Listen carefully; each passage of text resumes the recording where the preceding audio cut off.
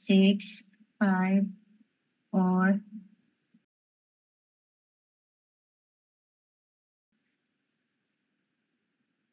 we're live.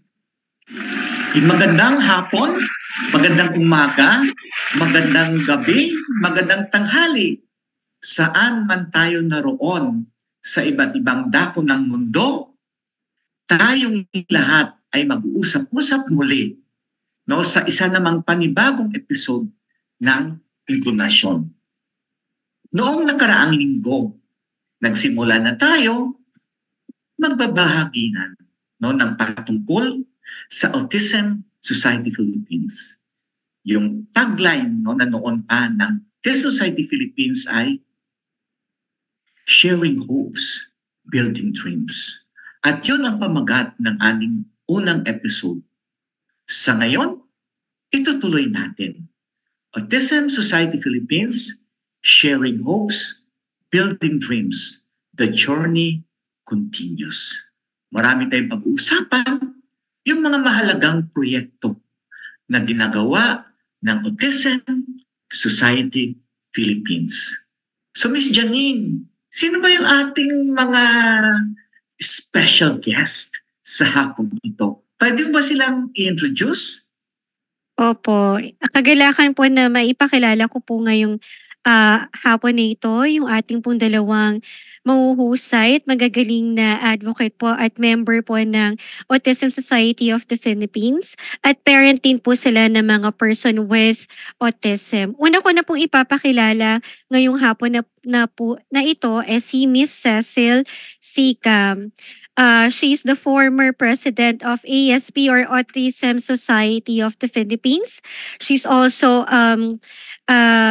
currently the education committee head and project coordinators po ng home empowerment program po ng ASP. And then she is also one of the 11 founders, original founders po ng ASP. She's also a retired special education and having in the service for 20 years. And marami po siyang mga achievements. She was also the former directress and program coordinators of the Bridges Association or Foundation po ba to, sir, incorporation, a school po for person with developmental... It's Bridges Foundation, one of the special schools in Quezon City. Yes, yun po. Muli po, pinapakilala ko po ngayong hapon ito si Miss Cecil Sikam. Yan, sir, ang ating pong isang panauhin. Ipapakilala ko na po ba, sir, yung ating pangalawa? O mamaya na? Siguro mamaya, no? Janine.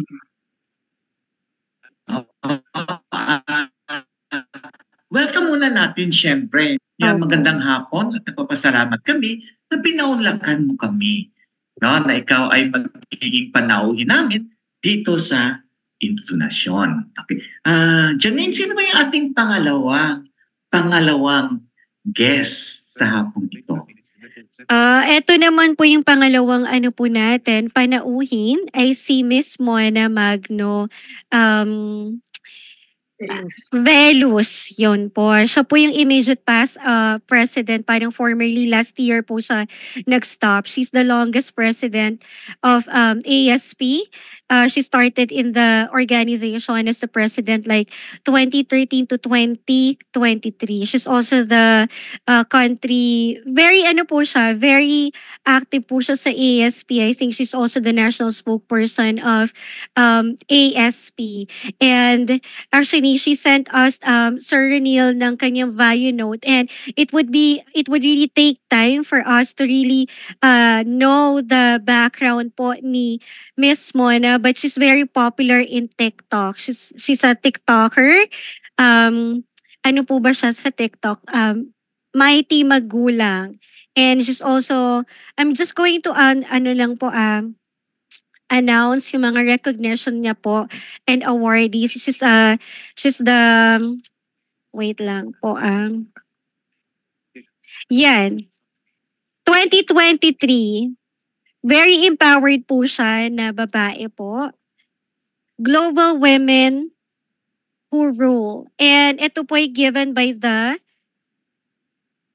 new channel. Yung mga recent award na lang po niya yung babanggitin ko po, Sir Raniel, sa ating mga viewers.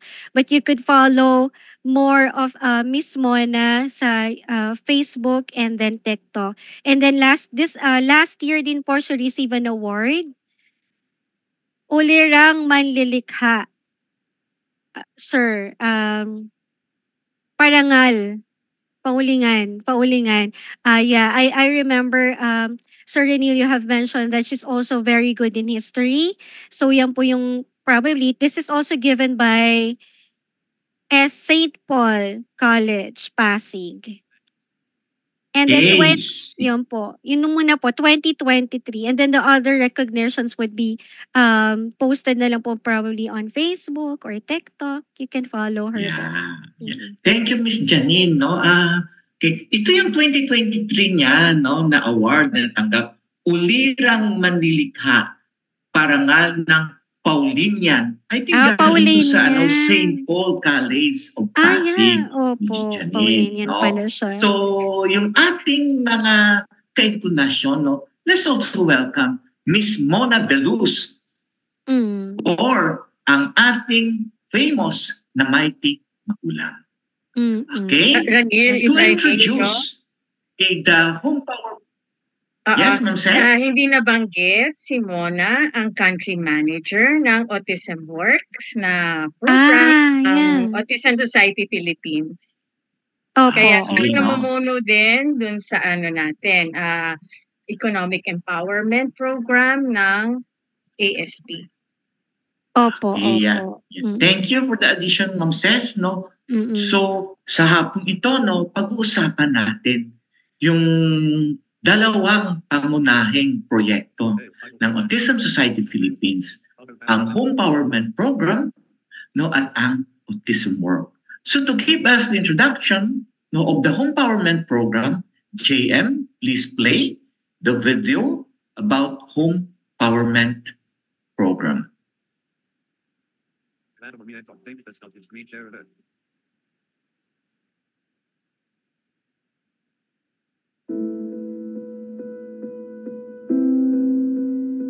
Dati kasi nangangapa talaga ako kasi first baby ko siya. Sabi ko sa sarili ko, paano na ito? Kasi before, ang hirap tanggapin na yung anak mo ganyan. Yung parang iisipin ng ibang tao, ano ba itong anak na to? Hindi kaya i-handle ng magulang. Inaano ko parang baby yan lang siya. Sabi na sa patingnan ko, bakit siya dali?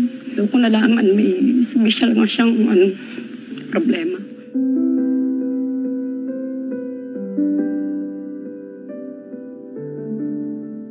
Nalaman ko po sa neurodev niya na meron siyang ASD. Lumalaki siya na walang nangyaring progress sa kanya. Sabi ko sa sarili ko, bakit ganito ang anak ko? Bakit ganyan? Upo. Niisip ko, may edad na ako, paano ko magagawa? Paano na lang yung anak ko?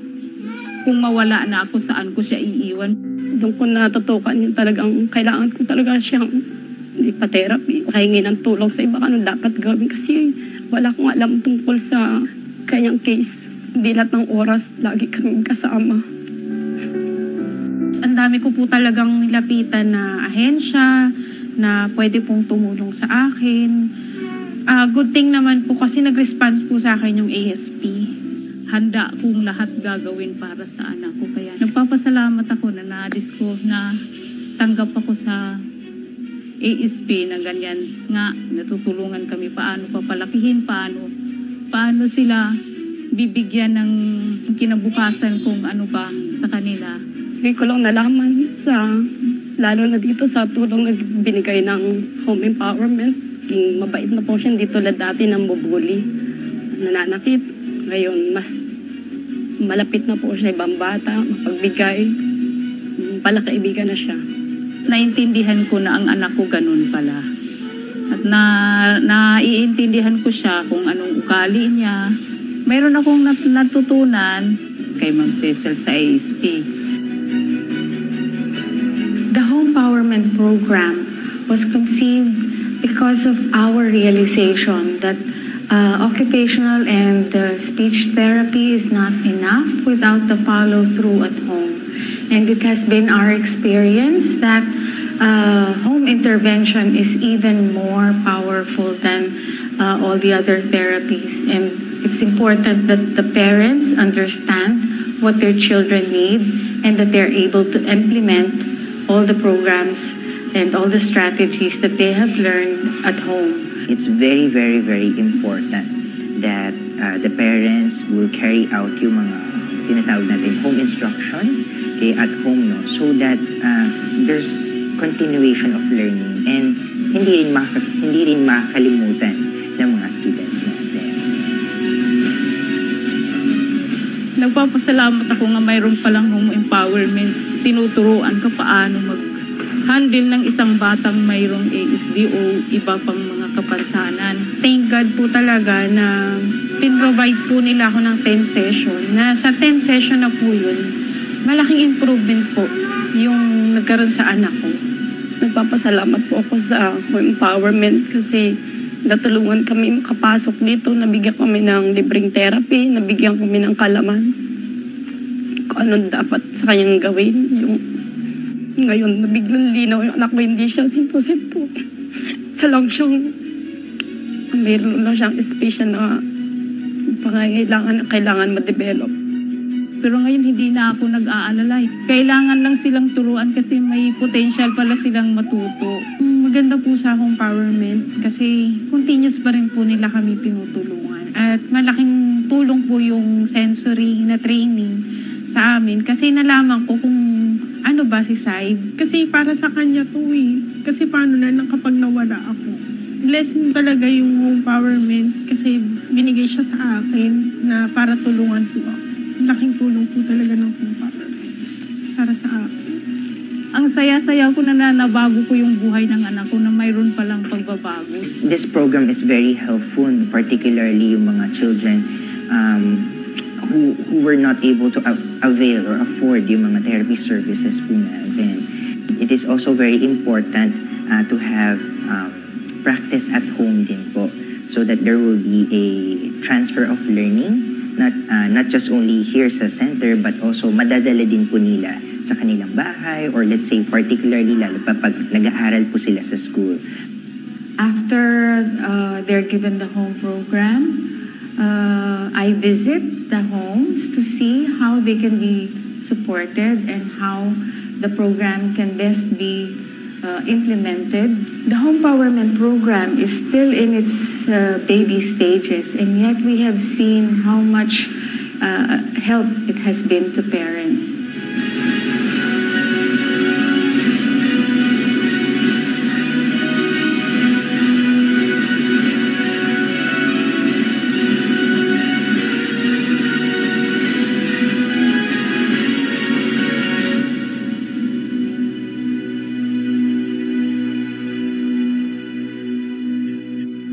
Thank you, JM. No, thank you, ASP, for that beautiful video. No, I'm sure sa ngayon, no, mga ka-inclinasyon, maraming interested, no, lalo na yung mga magulang na may anak na may autism.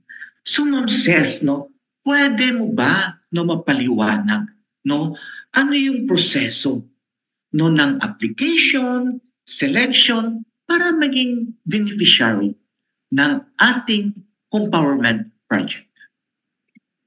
Thank you for this opportunity, Ranil. Malaki na rin yung pinagbago, no? Nag-evolve na rin ang home empowerment program mula nung nagsimula ito noong 2018. Dati kasi, very localized lang kami sa isang area sa Quezon City na malapit doon sa therapy center. Pero dahil nga doon sa onset ng COVID na restrictions, napilitan din kami na gawin itong online during 2020. Pero nakita namin na malaking bentahe pala ang online learning o tsaka online na program versus yung localized lang kami na physical na face-to-face lang lahat. So sa ngayon, dahil kami hindi na restricted ng location. Marami na kaming mga participants mula as far as Benguet hanggang Cotabato. Okay. So, mas malawak na ang reach at saka dahil ang mga magulang mismo ang nag-i-implement ng therapy guided by the occupational and speech therapist, hindi na kailangan yung transfer, hindi na kailangan ng extra na na pag demonstrate sa mga magulang kung paano at bakit gagawin yung isang activity. Anyway, tungkol naman sa proseso, by batches ho kasi kami kung mag-implement ng program dahil we can handle only so many participants at a time, no? Lahat ng mga interesado na na lumahok dito sa home empowerment program ay kailangan lang mag-apply online. After matapos namin ng isang batch, binubuksan namin ulit ang application form online at pagsisimulan na namin ulit yung training, sinasara na namin yung online application. Kaya kung sino man ang interesado pa, sa next batch na lang sila. Yan. Usually, Ma'am Ces, mga ilan yung pwedeng sumali per batch, no? At meron bang tayong qualification when it comes to social strata? Actually, nung unang panahon, indigents lang talaga yung aming yung aming sinasali sa programa. Kasi sila talaga yung nangangailangan. Ang concept kasi namin is to empower those who do not have access to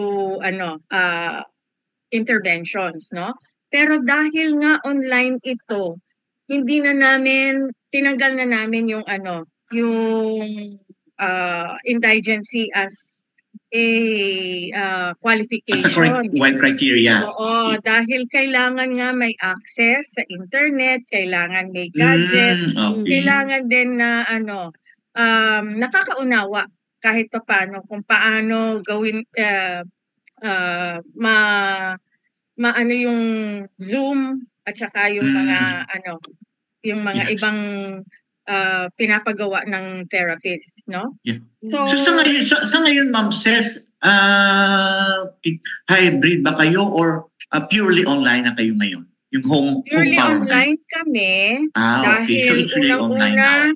Kakaunti kaming mga mentors, no? At saka mga isa sa mga criteria din namin, kailangan maging regular members ng ASP. Yeah, syempre naman, di ba? Dapat naman ang isang learning kasi namin from the past. Tumaya din yung magulang. Okay? Oo. Ang isang learning kasi namin from the past, no? Kung hindi committed ang magulang, kung lang sila, nag-aabang lang ng libreng therapy, pero hindi nila iniisip na ipa-follow through sa bahay dahil nakaano lang sila, no? Yung kumbaga passive. Nakita namin na kung wala silang investment, kung wala silang ambag dito sa prosesong to, hindi rin sila magiging committed na i-implement yung home program sa tahanan nila. Kaya nire-regard namin bilang ambag nila at saka investment yung kanilang membership fee sa ASP. Yeah, tama yan, di ba? Mga inclination kasi dito sa ating inclination, we do away with the charity model. Dapat rights-based na tayo at dapat lahat ay magtaya.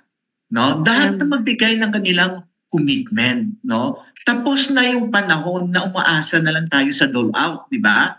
Miss Janine, Dapat talaga tumataya tayo, Ma'am Ces, napag-usapan na rin, So ano, Ma'am Ces, yung mga facilitating factors na nakakatulong no sa success ng home empowerment program natin?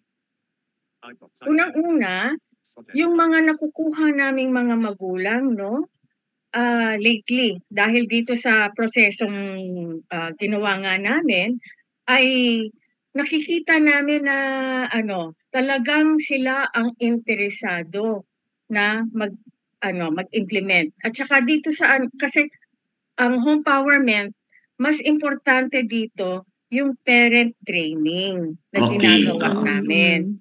No? Okay. So maliban dun sa kung paano unawain ang kanilang mga anak, binibigyan namin sila ng mga strategies sa behavior management, sa sensory processing na mga activities, kung paano nila i-structure yung kanilang tahanan at saka yung lahat ng activities nila para mas madalian sila na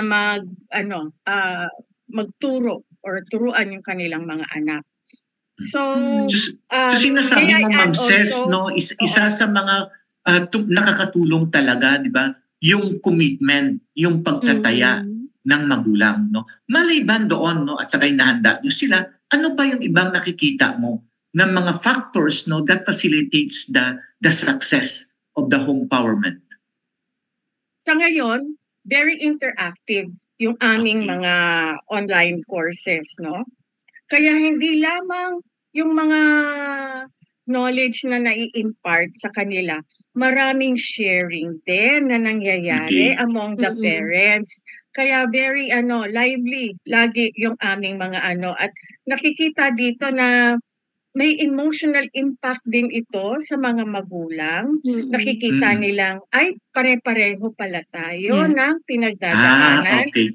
So parang, Ma'am, sinasabi mo na nagkakaintindihan, no? Kasi pareho ng mga magulang, no? At nagiging open sila, no? Sa pagbabahagi, no? Sa pag-aalam, no? Kasi there's an atmosphere of trust, no? Ng suporta, no, ng ESP at ng mga professionals, no, na kasama ng mga magulang.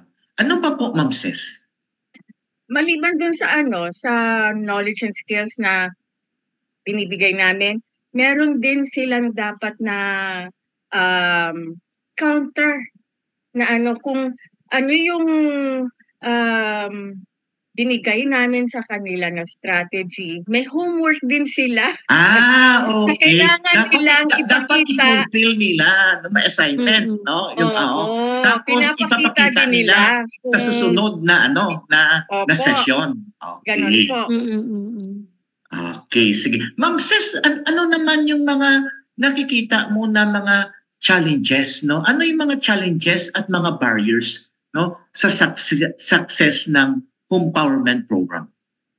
Well, sa ngayon, kahit na gusto sana namin na mag-hybrid na nga, na meron kaming mga participants, beneficiaries na face-to-face, meron ding face-to-face or on-site na mga therapies, hindi talaga namin magawa sa ngayon. Unang-una, meron tayong limitations in terms of number of centers, number of professionals who are open to giving discounted service. Kasi binabayaran ng ASP ang mga therapists. So yung mga families, wala silang binabayaran. Pero yung nagbabayad ay ang ASP.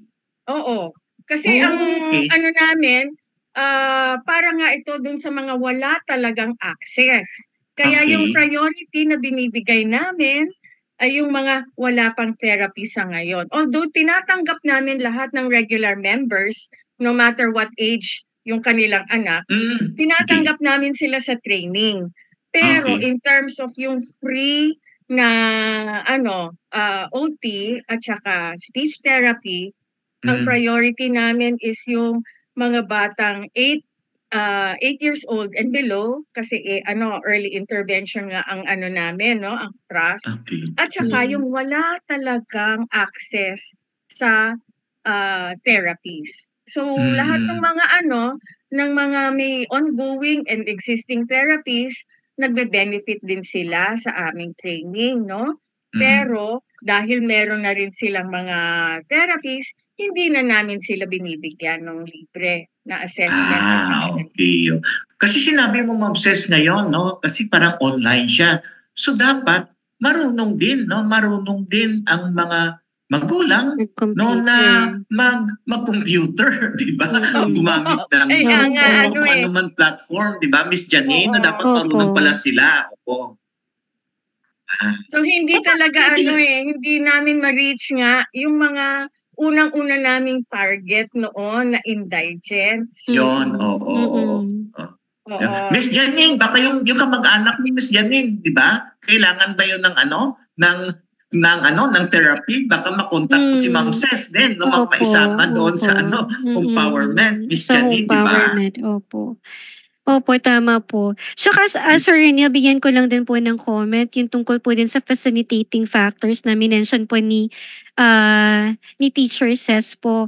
Siguro din po dapat din sa parents din po, they assume responsibility and at the same time, accountability. Tama po yung sinabi Yes, po. tama. Dapat accountable sila. Opo, hindi lang po yung attend, tapos after po ng attend, kung wala na pong makuhang libreng serbisyo, hindi na po dapat sila accountable. Dapat po ina-account din sila. And it's also okay din po for ASP to really, account yung parents na involved in this project. Okay, tama, Miss Janine. Okay. So Ma'am Ces, no? Kasi sinabi mo, no, na may ka-partner kayo. No? Paano niyo na-convince, no? Paano niyo na-convince, ay, pwede ba mag-partner kayo sa ASP, no? Ano yung sekreto niyo? No? Kasi nakita ko yung Quality Life Discoveries, no? Doon yung logo nila. So, paano niyo na-convince, no, na maging partner at tutulong din, no, sa project, no, ang iba't ibang NGO at siguro include mo lang, Ma'am Ces, may natatanggap ba ang ASP na tulong sa ating pamahalaan?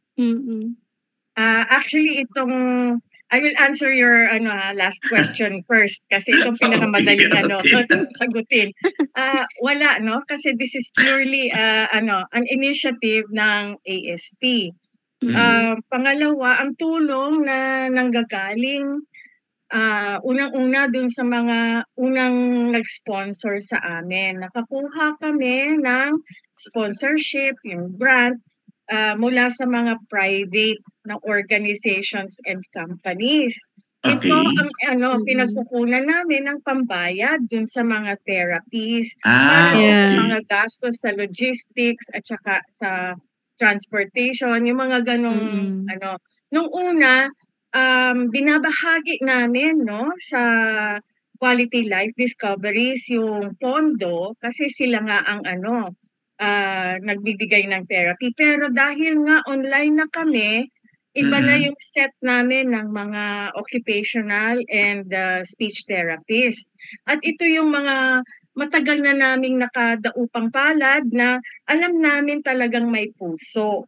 Okay. Talagang committed sila to help parents. So, binibigyan nila kami ng discounted rate.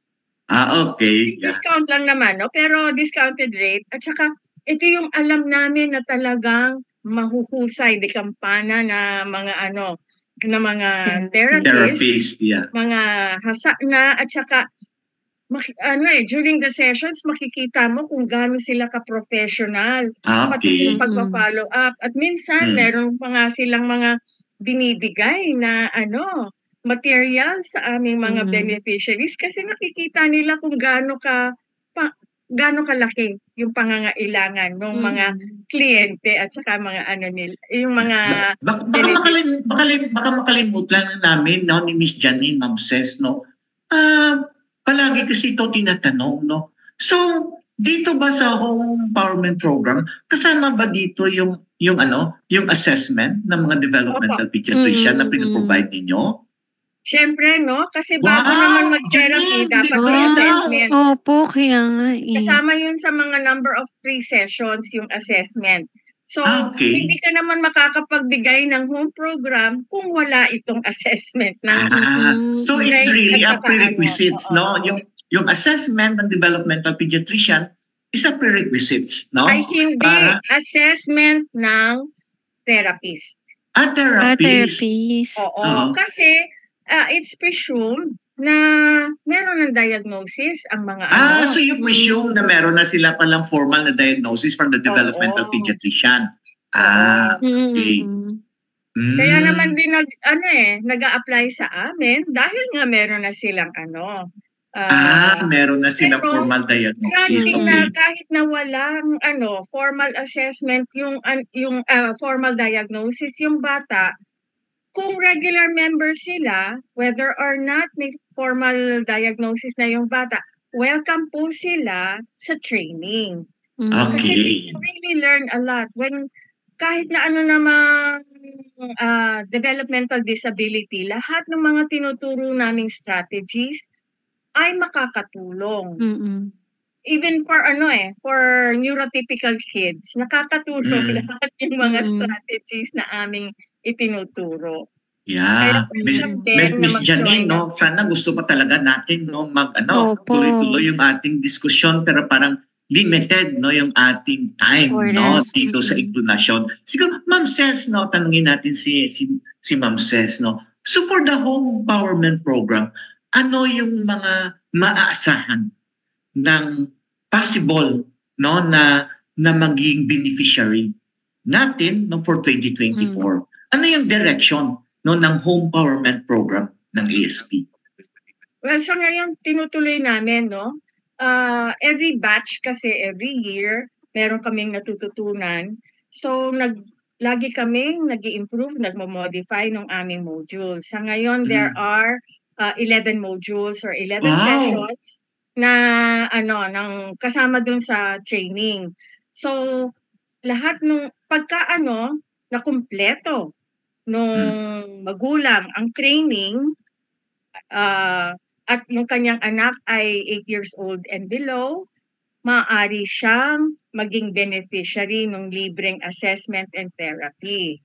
So, maliban dito, after magkaroon ng home program, magbigay ang therapist ng home program, meron din kaming mentoring sessions with with the parents para mabigyan pa namin sila ng karagdagang guide kung paano i-implement using whatever they have at home. So, minsan kailangan din i-tweak, minsan kailangan din ng mga kung ano yung mga activities nila sa bahay na pwedeng gamitin para maturuan yung bata. So, maliban doon yung mentoring ng namin as parents. Napakahalaga yung mentoring and coaching for the parents para makita talaga at ma-follow up na maayos yung kanilang implementation na kung ang ginawa na plano ay talagang ma-implement nila in the home setting. So for Ma'am Ces, mula ng inumpisahan ng ASP hanggang sa ngayon, mga ilan na yung mga families na nagiging beneficiary ng home empowerment program? Sa ngayon, mga 81 families na. Marami na rin yan. Natulungan namin,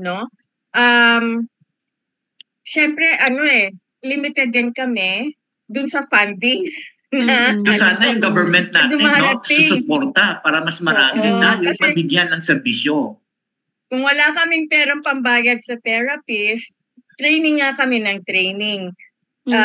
Pero yung meron yata kaming isang batch na nag-training pero siguro mga 3 o 4 lang yung na-afford namin na na beneficiaries. Sige, Ma'am Ces, balikan ka namin mamaya ni Miss Janine. Pupuntahan naman natin mga ka-inclinasyon si Miss Mona Veluz para kanyang ipapaliwanag ano ba itong Autism Works. Pero bago niyan, tingnan natin, we'll see the video about Autism Works. JM, please. I'm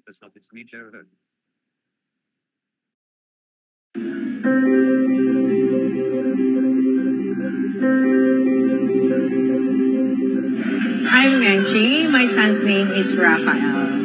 He's fondly called Taeng at work. I was thinking that he is old enough to work because he's already an adult. So I think it's high time for him to join the workforce. And I was thinking also, I won't be here forever, so I think it's good for him to be independent and have his own work. When he is happy, of course, I'm happy.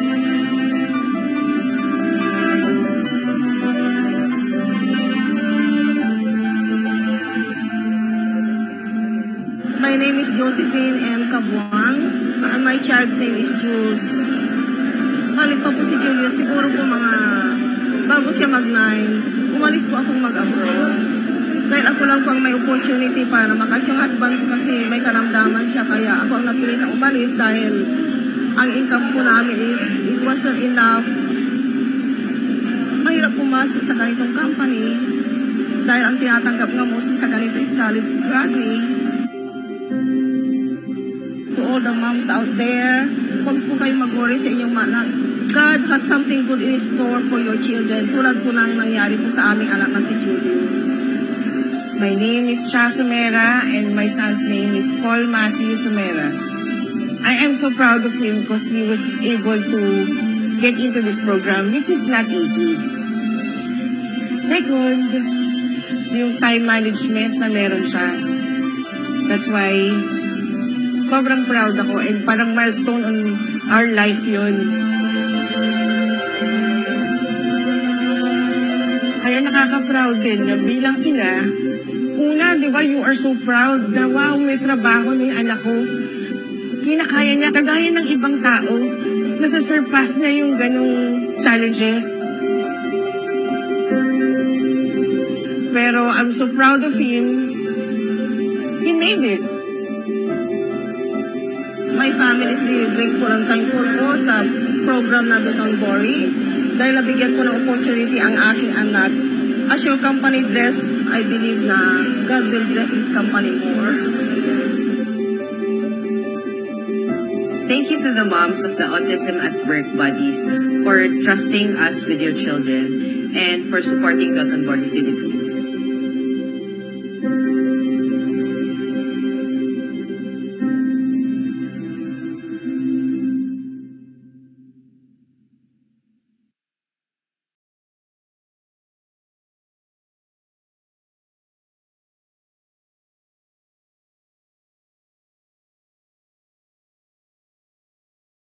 Okay, magandang hapon sa lahat ng tagapakinig, no, taga-nood, no, ng inklinasyon. No, meron tayo isa pang mahalagang panauhin. At palagi niyo siyang nakikita sa TikTok, no, ang kanyang mga videos na napakahalaga, no, sa kasaysayan ng Pilipinas. And I'm sure marami din ang nagfa-follow sa kanya. Siyempre, isa na ako doon, no? Kaya napaka-swerte, no, na inklinasyon na makasama natin sa hapong ito si Miss Mona Magnovelus or si Mighty Magulang. Ma'am Mona, kamusta na po kayo? Kamusta na si Mighty Magulang? Hi, Sir Ranil. Okay naman po. Madaming labada si Mighty Magulang. Isa na po dyan ang, syempre, forever na tumutulong sa Autism Society Philippines kasi po, yan talaga ang aking pinaka-importanteng advocacy. Okay.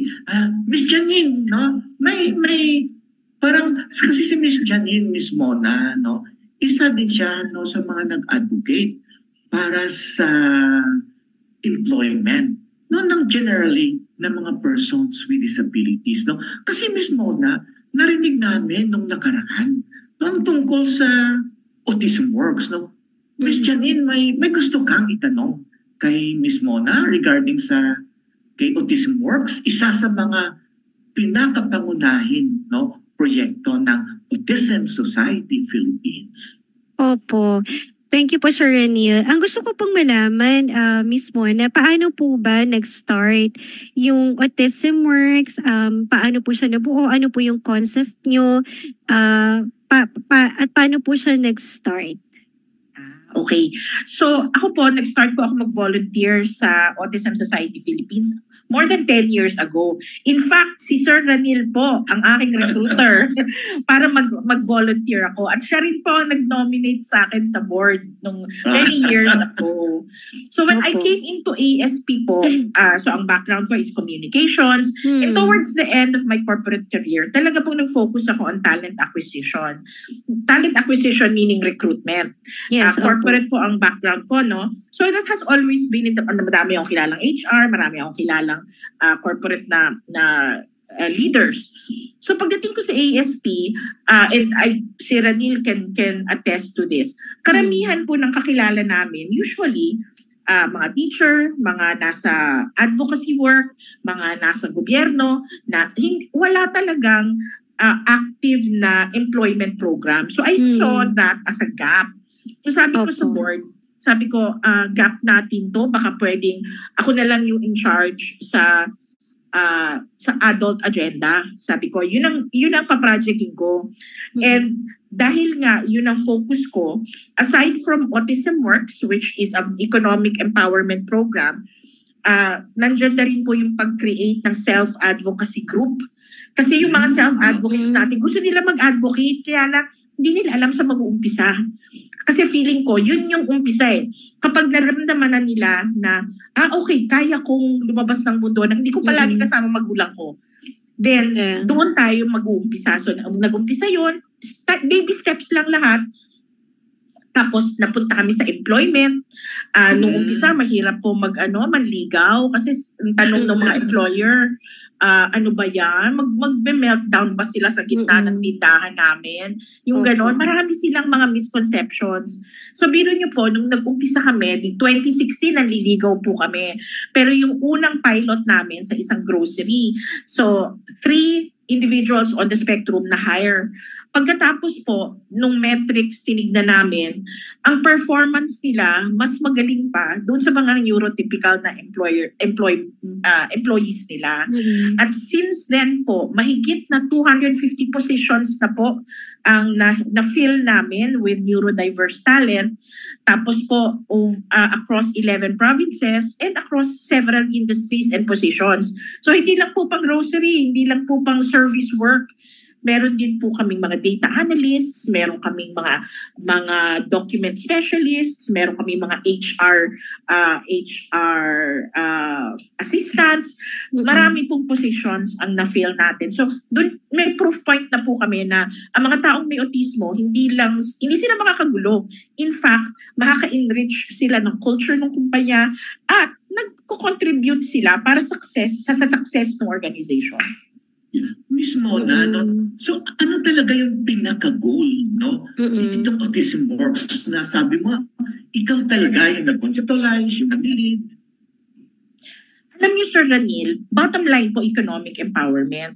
Para po masabi natin na rinirespeto natin ang human rights ng nakaharap natin, dapat bigyan natin siya ng lahat ng oportunidad na na-experience natin. So ano po ito it's based on their human rights. And economic empowerment is one thing. Pero alam naman natin, ang autism po ay isang spectrum, malawak na spectrum. Merong mga kabataan na nakakapag-aral, nakakapag-master's degree, pero merong mga kabataan na kailangan nila ng tulong. So ang nangyayari po, itong ASP, Autism Works, hindi lang po employment.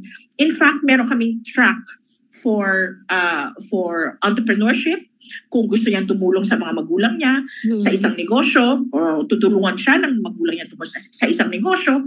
Meron din po kami mga freelance workers. Ito po yung nasa bahay sila, tumutulong sila gumawa ng mga logo o kaya gusto nila maging singer at kapag may event, pupunta yung mga nag-organize po, pupunta sa amin para pwede bang magpadala kayo ng singer sa amin? Oh, kaya namin yan. So, parang nagiging agency kami ng mga potential singers. Pagkatapos po, meron din kaming track na meron silang ginagawa at gusto nila ibenta. Tutulungan namin kayo magbenta. So meron din pong Otis Mall na it's on Shopee, it's on Lazada. So meron kaming path to market, ang tawag yan sa business school. So kung magaling ka dito, gusto mo ibenta pero hindi ka magaling mag-market, tutulungan ka namin. At syempre another path po, ito mga bagay na binibenta namin in behalf of our workers on the spectrum ay ang artwork. So meron din po kaming artismo program na merong development aspect at merong Autism Works aspect na kung anong artwork yung ibebenta mo or gagawin mo, ibebenta namin. Minsan, binibili namin outright pag alam namin na commercial looking at kaya natin ibenta yan. Bebenta namin mismo yung pyesa. Tapos kung halimbawa meron kaming gustong pwede natin i-replicate yan, tapos lalagay natin sa bag. Babayaran ka namin, tapos every time na mabibenta yung bag, meron ka rin cut doon. So we are trying to put forth standards in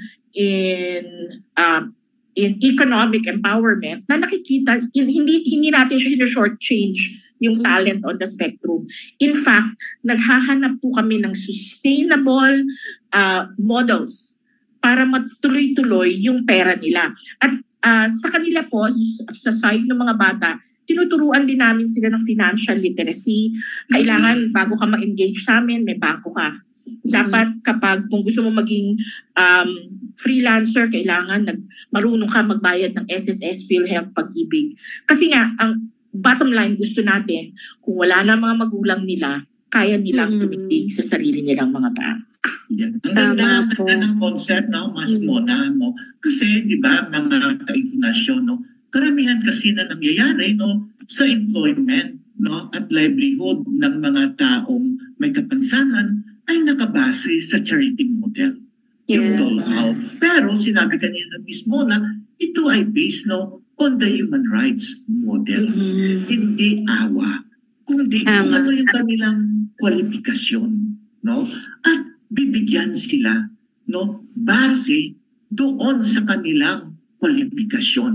Na hindi lang, sige, pagbigyan na lang yan, ganito na lang yan. Pero doon, no, yun yung direction ng Autism Works. At saka sinabi din ni Ms. Mona, hindi lang yun, no, tinuturuan sila on the concept ng pera, no, ng kanilang sahod, maghanda paano ka ba mag-apply sa isang open employment.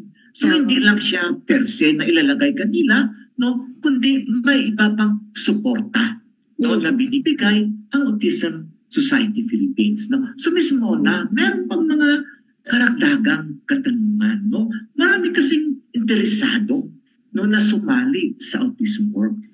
Paano yung proseso, no, ng application dito, selection, placement, no, ng mga persons with autism? So, Sir Ranil, Ms. Janine, ang Autism Works po, we are following a boutique hiring or boutique selection process. Ibig sabihin, unang-una may mga partners kami, di po ba? Ang mga partners natin, hindi ito awa ng mga positions. Talagang regular positions ito na finifill namin. So dapat merong mga qualifications. Pero magtataka ko kayo, ang mga karamihan na mga BPOs ngayon, hindi na requirement ang edukasyon. Hindi na kailangan na high school degree, pwede na. Basta hindi na kailangan ng college degree, hindi na kailangan ng 2-year course, basta high school graduate ka, pwede na. So this opens up the opportunity ngayon for more people. Pero ang kailangan natin, job ready. Anong ibig ba sabihin ng job ready? Kasi po ang autism, may mga challenges po yan. Yung mga challenges niya na, for example, ang anak ko, minsan kapag na-overwhelm siya, kailangan niya sumigaw. Kailangan, meron ng mechanism in place para ma-manage niya yung challenges niya. Meron mga iba may sensory issues na ayaw nila ng maingay, ayaw nila ng masyadong maliwanag, ayaw nila ng may amoy. Maraming mga ganun eh. Kasi kung halimbawa, magkatrabaho ko sa restaurant, tapos ayaw mo ng smell ng luya, tsaka ng bawang, mahihirapan tayo niya kasi may mga ganong smells inside a kitchen, no? So, ang objective po namin ay yung batay nagkaroon na ng exposure through job readiness programs. Marami pong mga LGU at mga schools na nagbibigay ng job readiness program at itong mga taong to dapat dumaan na doon. Parang hindi na po training program ang Autism Works. Talagang placement program po kami. Kaya marami po kaming mga partners na mga support organizations din. So ito po yung mga schools like INLC na nag-endorse po sa amin ng mga job-ready candidates. Tapos po, after that, mag-i-interviewin po namin sila. I-interviewin po namin ang kanilang pamilya. Kasi para po maging tagumpay ang aming placement, kailangan may suporta ng pamilya. So kakausapin din po namin ng pamilya. And kapag anong mga suporta, no, Miss Mona, no, ang i-expect nyo, no, sa isang pamilya? No, halimbawa po, transportation. Works. Very simple things. Dapat yung ating talent on the spectrum, tulungan natin maging independent. So halimbawa, pupunta sa trabaho, hindi naman pwedeng araw-araw hahatid ni mami, sundin ni mami. Yeah. Kailangan po talagang bibigyan natin sila ng mga skills para kaya nilang gawin yun mag-isa. At kung hindi man niya kaya gawin immediately, dapat may effort sa pamilya na, okay, mami, araw-araw dadahatin niyo siya. Pero mga 1 linggo lang. Tapos kaya 2 linggo. Dapat mag-fade yung inyong hatid sundo. So mga ganung arrangements. At itong mga arrangements na to, talagang customized dun sa tao. Customized dun sa pamilya. So kailangan merong ganung mga classic conversations. No? Afterwards po nun, maghahanap tayo ng mga companies na pwedeng i-place yung tao. Yung placement po natin depende sa, of course, kakayahan niya. Pangalawa, doon saan siya nakatira. Kasi hindi rin po pwedeng masyadong malayo. Parang mas magiging mas sustainable kung malapit-lapit sa bahay nila. Pangatlo po, kailangan na kausapin ng kumpanya. Ito po ang kanilang resume. Dapat tuturuan namin siya gumawa ng resume niya. Tuturuan namin siya ng interview skills. Tuturuan namin siya anong expectation, ano bang susuotin ko sa interview. Yung mga ganon. Pag nakapag-interview, syempre hindi naman pwedeng nakatrahe ka pag punta mo sa interview. Maganda yung damit mo, pero minsan over. Huwag ka na suit and tie kasi mag-interview ka sa grocery. So dapat dapat match doon sa ina-applyan mong trabaho. Tapos after that po, kapag na-hire na siya, halimbawa na-select na siya, meron pong onboarding or training process. At kadalasan po, way ahead of time, nakapag sensitivity training na kami doon sa kumpanya. Natignan na po namin ang kanilang training methodology para halimbawa yung training manual nila, halimbawa 5 steps. So in a way, Miss Mona, breakdown na namin yun. In a way, Miss Mona, you're preparing then the person, the family, and also you are preparing them doon sa company na tatanggap sa kanila, yung employers. Ang ganda ng process, sige. And ang wish namin dyan, sir, yung company, over time, hindi na namin kailangan i-train. Kasi yung core resources nila, training department, nakagawa na kami ng materials para lahat ng onboarding nila, lahat ng mga employees na i-hire nila in the future, alam na merong Autism Works program. So, yun po, na over time, dapat gumagaling din yung kumpanya kung paano mag-handle ng kids on the spectrum or talent on the spectrum para in the future, kahit wala ng ASP, kaya na nila gawin mag-isa. So, parang sinasabi mo, Ms. Mona, na kahit na wala ng ASP later on, maging sustainable at tuloy-tuloy yung pagtanggap nila ng mga persons with autism. Tama. And ano nga po, sir, alam ko marami sa ating pamayanan, madaming mga LGUs, mga NGOs na gusto ng inclusive employment. Pero hindi magawa ng kumpanya kung wala yung partner. So dapat yung process natin towards the point na kahit split na tayo, kahit hindi na tayo tumutulong doon, hindi na tayo hands-on, kaya nilang i-sustain dahil yun ang mas importante. Miss Mona, tuloy-tuloy na tayo. No? Kasi Diba? Parang nagtataka yung iba. Bakit daw napakalawak ng network ng Autism Society Philippines? No? Sa experience mo, no, sa Autism Works, paano mo na-convince, no, na magiging partners ang iba't ibang local companies, even yung international na companies, kasi may narinig ako kahit international, multinational, no, kumukuha ng talents of the spectrum. Paano mo yun ginawa?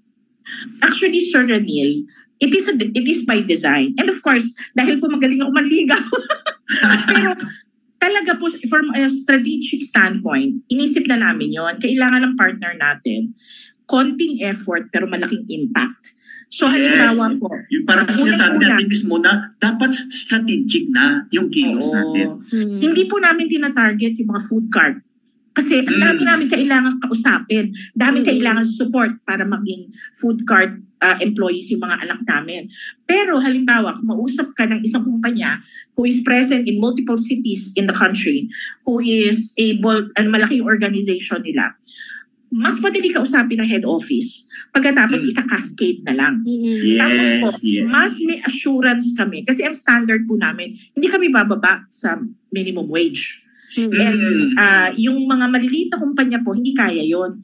Usually, ang binibigay sa amin ay pang apprentice rate, which is 70% of minimum wage. And ang aspiration po namin talaga, ang bibigay po namin sa inyo, job ready. So hindi po pwedeng apprentice rate, kasi pang OJT yon.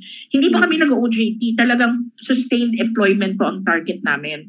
So ganun po. So kaya lang mukhang malaki at palaging big names. Kasi po yun yung by design gusto namin. Na halimbawa po yung mga malalaking company, isang effort, isang ligawan, pero bibigyan ako ng 10 positions. So, ganun po. Para hindi masyadong, kasi bottom line po, volunteer organization pa rin ng Autism Society Philippines. Nagkatrabaho pa rin kami. Meron pa rin kami mga ibang ginagawa. Hindi kami 100% na resources. Kaya we have to work smart. And by doing that, we are able to reach more. Kaya naman po, since 2016 when we started, kaya naman po naka 250, actually mas malaki na nga po yun 250 plus na posts ang na-fill namin. At we have 52 enterprises also in our past the past partners, past and present. Meron pong mga nawala kasi because of the pandemic. Pero ngayong taon, bumabalik po at mas malakas pa ang aming mga partners. Kaya kailangan i-review lang yung mga MOUs namin, i-retrain ulit yung mga current employees para tuloy-tuloy yung program. Kasi marami na rin nawala, na marami rin na rin mga employees nila. Miss Janine, may karagdagan ka pa? Katanungan kay Miss Mona? Opo. Speaking of partners po, Miss Mona, can you share with us sino-sino po yung mga partners niyo for this project? Marami po kaming mga partners na knowledge industry brands. Kumbaga hindi siya consumer brands like Willis Towers Watson. Meron po kaming mga real estate brands. Doon sa consumer brands po, yung makikilala ng mga tao, of course, there's SM Markets and nililigawan ko po ngayon ng SM Supermalls at SM Hotels. Kasi nga, ano po yan all over the country din. So napaka-convenient po for our purposes. And of course, there's Dotonbori Philippines, there's Pancake House, at again, marami po in the pipeline na aming nililigawan yon. One of the latest partners we have is a company called Grundfos, for example. Ang Grundfos po is from Denmark. They create water pumps, di ba? Parang hindi mo naman mabibili sa grocery yan So talagang industrial brand siya, pero ang galing po, napaka-open nila. At ang isa pa pong parang bagong element dito sa aming effort na hindi ko alam baka kaya rin na parang top of mind sa maraming tao is Michelle D, our Miss Universe Philippines, has articulated na she wanted to be more involved in the autism Wow, that's program. good news. Yeah. That's great. So, siya po yung parang ambassador namin for many things, pero primarily for economic empowerment. Wow. Na gusto niya kumausap sa mga kumpanya. Gusto niya kumausap sa mga kabataan. Like, she had a lecture a couple of weeks ago on how to put your best self forward in an interview. Di ba? Napaka-impactful. Wow. Job seekers. Yeah. Diba? Miss Mona, galing to sa ating viewers, tinatanong nila, ang galing daw ng ASP, pero ang tanong, may natatanggap ba kayo na tulong sa ating gobyerno? At kung meron, ano kaya yung tulong na ito? Financially po wala. Sariling kayod po. If anything po, mula sa gobyerno, ang nakuha namin ay positions. Halimbawa po sa COMELEC, nung panahon na may election tayo, nag-hire sila ng temporary workers na tumutulong mag-staff ng envelopes para sa foreign election. Yung parang foreign voting process. O absentee voting, yon. So, ganun po yung mga gusto namin eh. We don't really need the financial support kasi we are very lucky dahil one of the other skills that we have is maghahanap po kami ng grant. So nakakakuha kami ng grant para ma-fund yung effort namin na halimbawa magbigay ng job coach o kaya pumunta kami sa ibang lugar para ma-train namin yung program manager na mag-grow ng program, for example, in Iloilo, in Cagayan de Oro, kung saan man. So, nagkakaroon naman po ng ganong klaseng tulong. Tapos, so yun po, ang nagsusustain po talaga ng program namin ay local donors and international grants. Wow! Congratulations! No?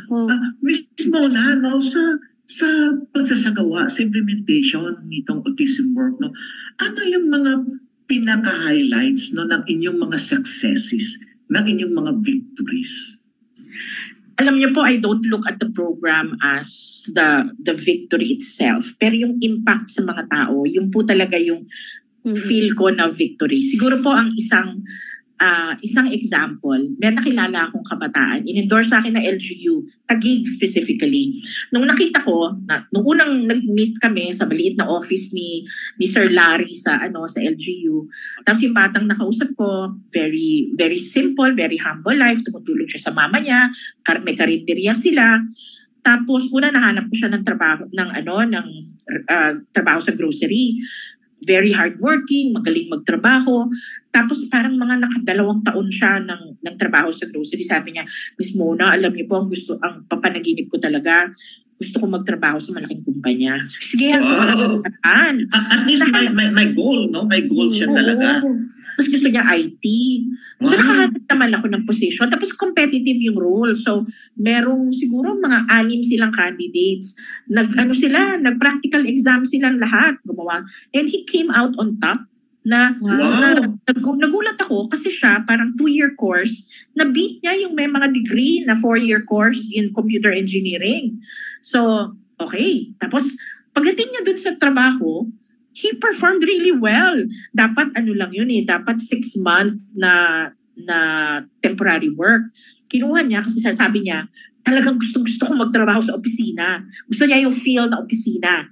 So, from 6 months, na permanent siya. Tapos very recently, team lead na siya. Wow! Tapos, tumaas yung sahod niya.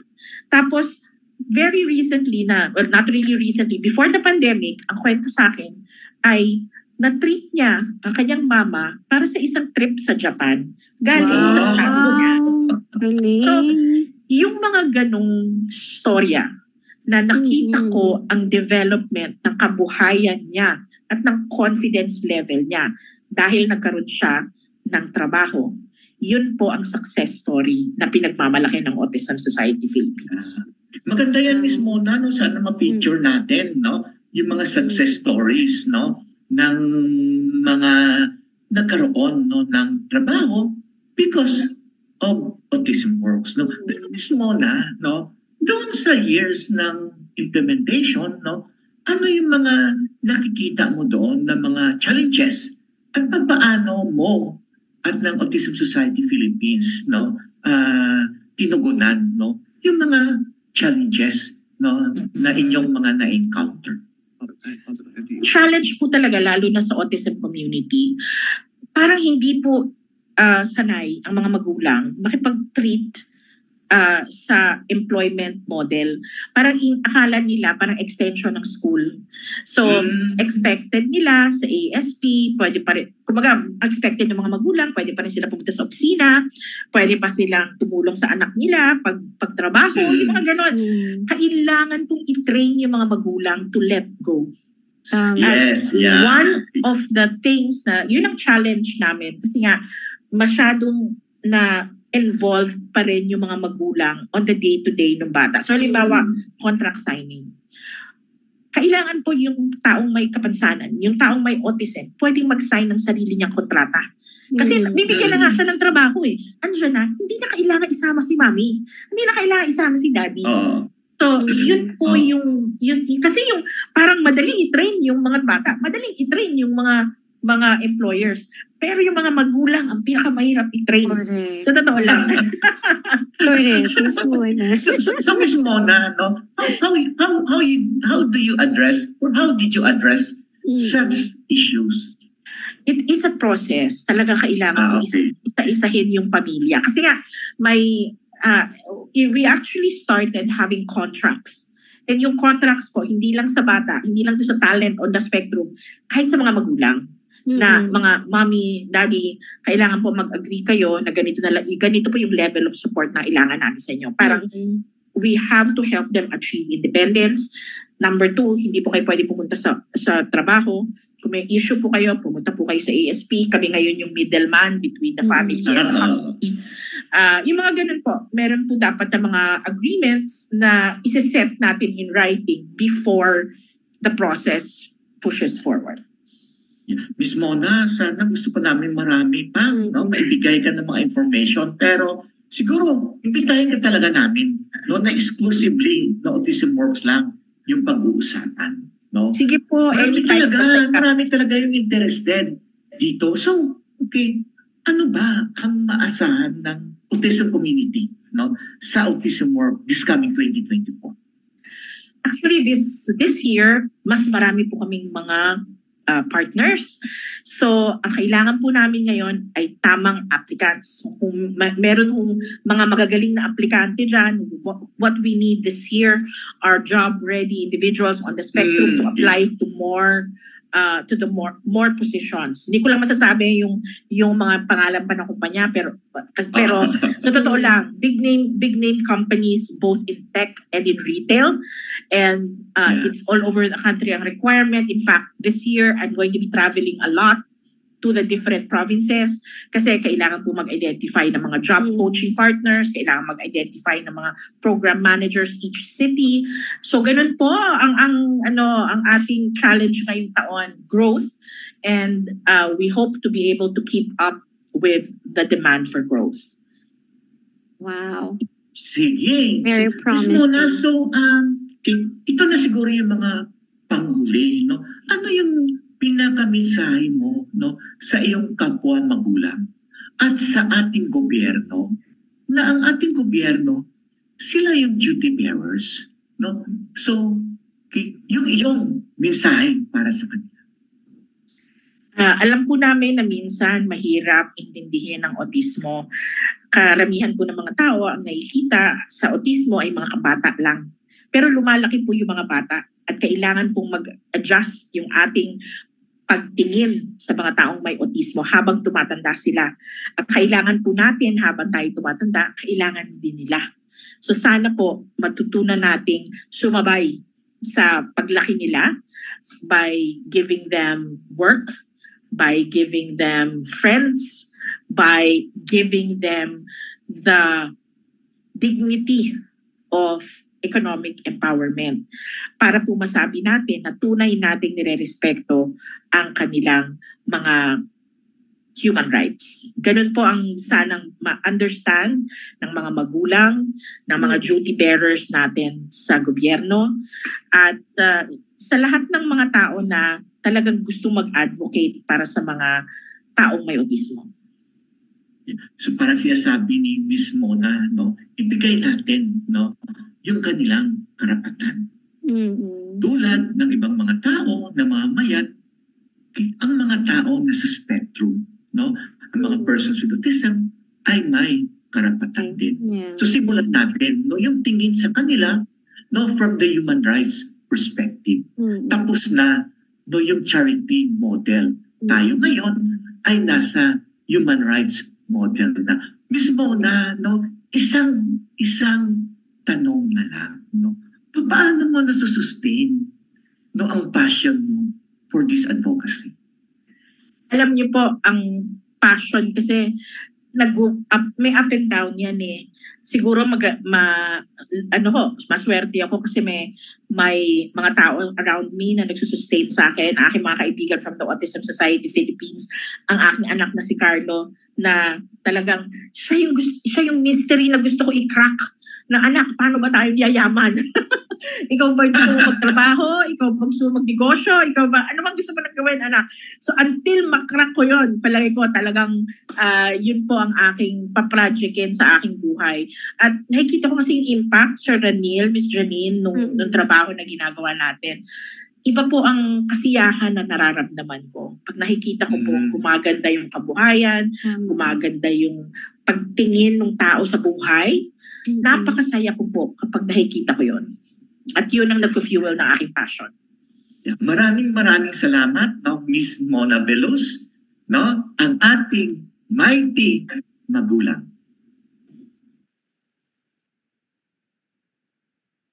Okay, so napakinggan natin no, si Ma'am Mona Veloz. No? Siguro balik tayo no, kay Ma'am Ces. No? Ma'am Ces, may isang brave soul no, na naglagay ng kanyang tanong no, sa ating FB page. No? Ang katanungan niya, Ma'am Ces, no, gaano kahalaga no, ang role ng mga magulang no, sa tinatawag natin na home program or yung home empowerment project ng ASP? Napakahalaga, no? Kasi unang-una, ang magulang, ang first teachers ng kahit sinong bata. At sila ang naghuhubog ng kaalaman ng development ng kanilang mga anak. So, bago makarating dun sa point na sila ay pwedeng independent at saka employable, syempre, yung mga foundations kailangan na i-lay down na ng mga magulang. Not only by the way that they interact, the way that they do things at home, pero yung pag-model nila ng tamang behaviors, ng pag-model nila ng tamang values.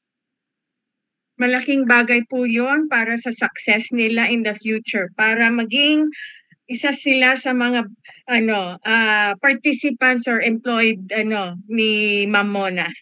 Yes, sinabi mo, tinumbok mo, no? Para sila no ay magiging successful no nakasama doon sa Autism Works, and later on no they will become no productive and contributing members of our society. Ma'am Ces, dahil Autism Month na daw ngayon, hindi na daw Autism Week, no? Autism Month na ngayon.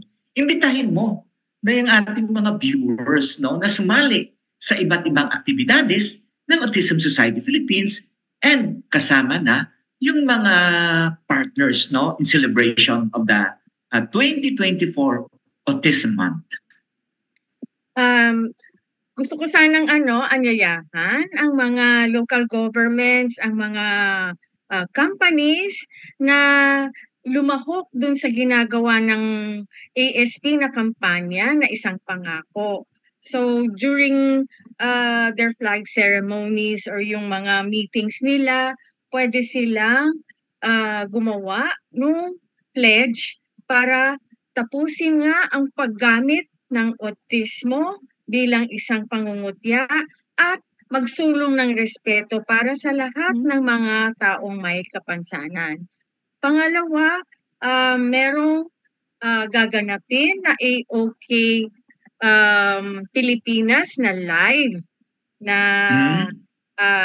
session sa SM Cinema 3 ng SM North EDSA sa January 26 inaanyayahan ko lahat ng mga gustong makapanood nito. May mga interviews ng mga celebrities with Wow! Janine, sasama autistic tayo doon. na siblings, no? Hindi, tapos na tayo dun sa mga parents. Ngayon, mga siblings naman ang iti-teacher natin. At saka mga government officials. Kasi ang gusto nga natin magkaroon ng mga sustainable programs ng government para sa mga taong may kapansanan. Kaya gusto rin natin sana na makapanayam ang mga matanong sa kanila ano ba talaga ang mga plano nila para sa ating mga taong may autismo. Kaya maganda sana mapakita sa kanila ang ating critical mass na marami tayo na interesado na makinig at mag-follow through dun sa kanilang mga gagawing programa. Gusto ko na rin na i-fast forward ko sa April 21, meron ho tayong gagawing Angels Walk. Wow. Angels Walk for Autism Arena. Na ito ang isa sa pinakamalaki natin na activity na para mapakita natin sa buong Pilipinas na marami tayong nag-advocate para sa autism. Hindi lamang pati dito sa Metro Manila ang mga activities, no? Ang ASP may 100 chapters, 103 na yata all over the Philippines. At bawat chapter ay may kanya-kanyang mga activities para sa National Autism Consciousness Month at saka para sa World Autism Awareness and Acceptance Month. Okay, thank you, Ma'am Ces. So, in behalf sa Indonesian, maraming salamat sa ASP sa dalawang episode na kung saan kayo yung nagiging special guest namin. Huwag tayong magsawa kayo sa Indonesian. April 2, magkaroon ulit tayo ng special episode for the World Autism Awareness and Acceptance Day. So, Janine, sino ba yung mga papasalamatan natin? Ready na ba ang ating mga dapat pasalamatan? Yung tumulong sa inklusyon.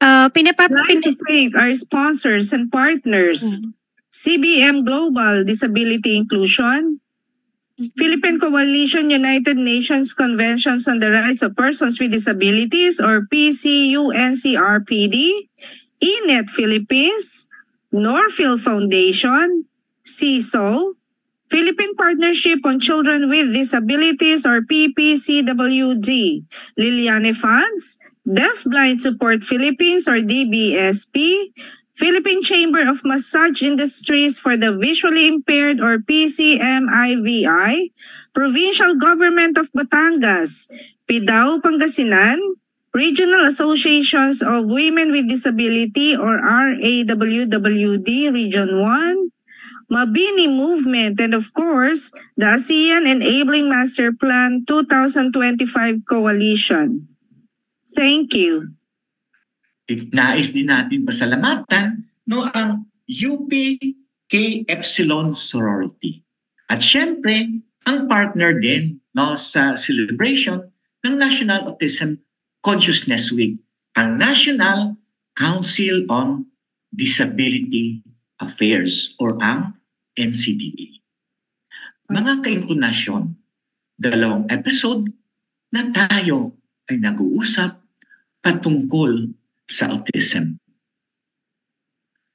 Ang selebrasyon ng Autism Week hindi lang nagtatapos sa isang linggo na iba't ibang gawain. Ito ay dapat natin gawin sa buong taon. Ang ating advokasya para sa ating komunidad na may autismo ay dapat tuloy-tuloy. Dapat ito ay sustain. Ang celebration ng Autism Week ay panimula lamang. Dapat tayo ay magkakaisa kasama na ang ating gobyerno para ipaglaban ang karapatan ng lahat ng mga taong may kapansanan. Siyempre, kasama na dito ang mga taong may autismo. Ito ulit, no, ang pangkat ng intonasyon kay Miss Janine, Teacher Aisel, JM, Ina, Mitch, kay Art, kay Jen, kay Ma'am Celia, lahat kami ay nagpapasalamat na kasama kayo sa ating episode sa hapon ito. Autism Society Philippines, sharing hopes, building dreams. Inclinasyon, now na. Now na.